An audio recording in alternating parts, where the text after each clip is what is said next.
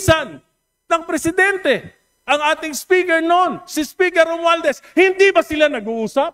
Naging problema, Mr. Speaker, ay ang naging kinatawan or head ng Committee on Appropriations, pero hindi na bago ang proseso ng pag-a-approve ng budget. Is that what I'm getting? Well, may mga pagbabago po dahil Alin po ang specific na pagbabago, Mr. Speaker, for example, sa budget po yung process? Sa aking pagkakalam, yung small committee, hindi na po nalalaman ng mga miyembro ng kinatawan yung mismong inaaprobahan at pinapasa sa Senado. So dito po, sa mga pagbabago, meron pa po. Sa dito sa pagbabago, Honorable Erice, nakasaad ba dito na yung presidente ay nagbibigay ng proposal during the Bicameral Conference Committee meeting? Hindi po natin alam yan. Sila lang po nakakaalam. And this is precisely my point. Kaya nga po nagtatago na sila lahat. This is precisely my point, Mr. Speaker, distinguished colleagues. Managot ang dapat managot. Kung sino man ang lumait at nanggulo ng proseso ay dapat managot. But we can't model the issue by finger pointing and saying na ito si Juan, ito si Maria, ito si ganito ang nagpasok. Mas lalong nagiging magulo ang sistema. Ang katotohanan, Mr. Speaker, with due respect, Honorable Erice, merong proseso, merong sistema, nagkataon lang na malamang may umabuso. At yung pag-abuso na yon ay hindi mo pwedeng ituro sa kahit sino na walang preba. If we want to reform the system, let us reform the system through a transparent budget process. Huwag yung turo dito, turo doon kasi gulong-gulo na ang Pilipinas. Gulong-gulo na ang mga tao. Let's base our comments, our statements on facts. Kaya balikan natin. Kung puputuli natin may I ang respond, abuso na Mr. to. Speaker? May I respond? Yes, if I may, Mr. Speaker, Can we that's why allow my the question gentlelady is, to finish? kung puputulin natin ang problemang ito, let us not have motherhood statements. That's a definite proposals to address the problem. So my question, Mr. Speaker, can the Honorable Erice enumerate the reforms that he believes are needed so that we will be guided to do this? Mr. Speaker, maliwanag po ang sinabi ko kung napakinggan niya. Sino po ang unang may responsibilidad? Ang Pangulo.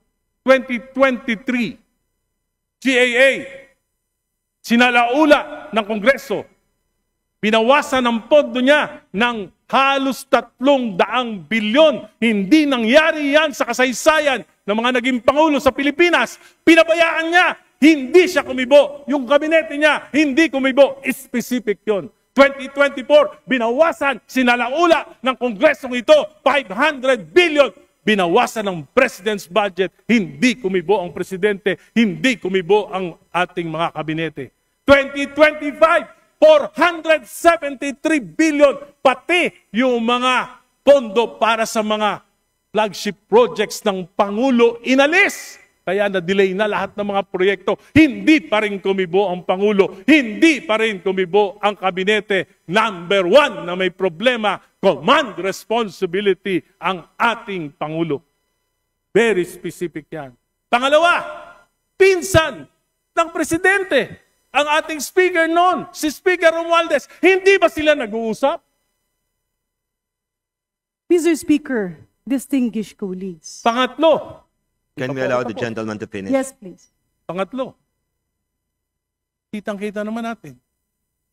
Balitang-balita, dalawa lang nag-uusap sa pagbabago ng budget. Yung mga member ng BICAM, hindi alam.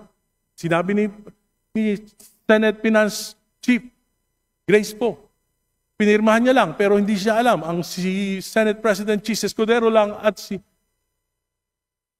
Chairman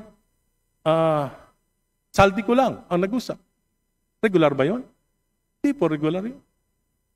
Maliwanag po yung mga sinasabi ko. Specific. Mr. Speaker, ulitin ko lang po. Ang reformang narinig ko sa ating kagalang-galang na kulig ay hindi sang-ayon dun sa aking ekspektasyon, if I may, pasensya na po.